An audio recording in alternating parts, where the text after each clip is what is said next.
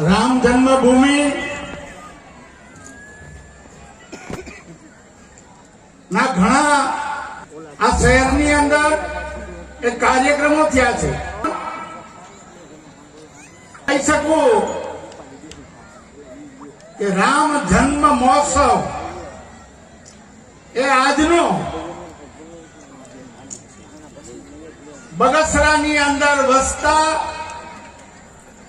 દરેક એ નાના મોટા એ આજે ઘરમાંથી બહાર નીકળીને પોતાના મહોલ્લાની અંદર જે બજારની અંદર આપણે આર્યન ભગતને લઈને નીકળવાના હતા ત્યાં 3 વાગ્યાથી લાઈન લાગી ગઈ ને આ જે બાબત છે એ ભૂતો ન ભોળી છે. હિન્દુ ધર્મની જાગૃતિની વાત એ આપણે ઘણા સમયથી કરતા આવ્યા હતા અને કરીએ છીએ.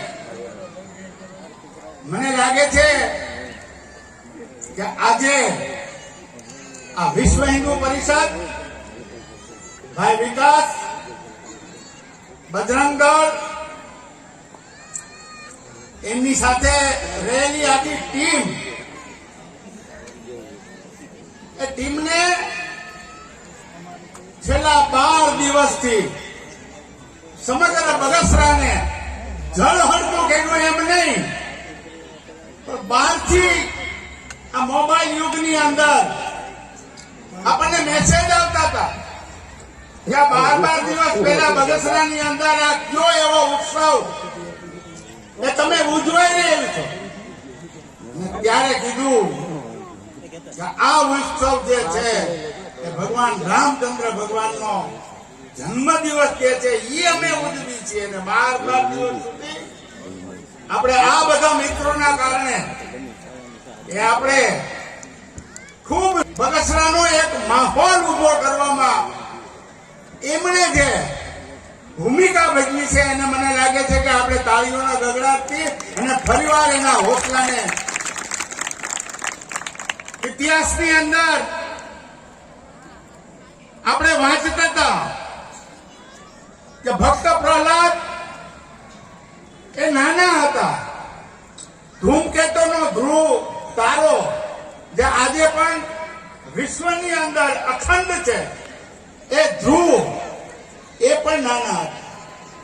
આપણને સંશય થાય કે આટલી નાની ઉંમરની અંદર આ પ્રહલાદ આ કામ કરીને ગયા, ધ્રુવજી આ કામ કરીને ગયા.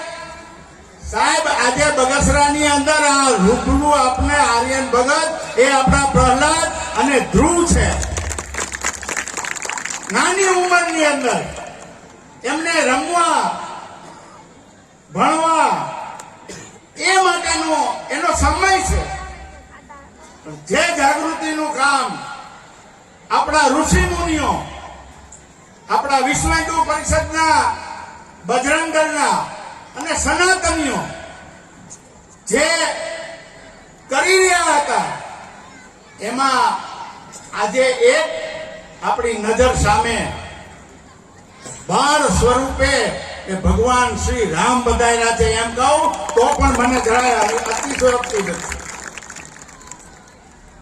આવા સુંદર કાર્યક્રમની અંદર બગસરાની અંદર જે આ એકતા આજે આપણે બતાવી છે, એ જ એકતા આ બગસરાના વિકાસ માટે થઈને જે છેલ્લા વર્ષોથી આપણે જે ઝંખીએ છીએ અને જે વિકાસ આપણને મેળવ્યો નથી, એ મેળવવા માટે થઈને હવે સમય આવી ગયો છે. એક થઈને, નેક થઈને બગસરાના વિકાસ માટે આ જ રીતે આપણે હર હંમેશ સાથ આપતા રહીએ. અને બગસરાની અંદર પધારેલા છે આર્યન ભગત, એમને બગસરા વતી હું ખૂબ ખૂબ એમની પાસે આશીર્વાદ માંગુ છું અને એમને આવકાર માંગુ છું. જય શ્રી રામ. દેવ મુરારી